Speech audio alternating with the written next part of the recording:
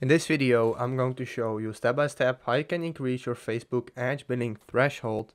So what you want to do, you want to go to Facebook business right here, and you want to go to the three lines at the top, and now go to event, you want to go to billing, Let's go to billing right there. And once this is downloading, so this may take a couple of moments, there we go. We can see the payment activity, and we want to go to payment settings at the top. And now it's going to load again.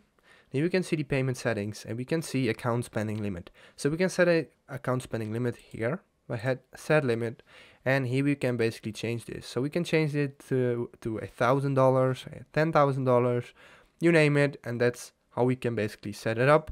And if you set it up to, for example, 1,000, and you want to upgrade this to 5,000, you can do this in the same screen right here. If this helped you out, please leave a like. Please subscribe and see you next time. Have a good day.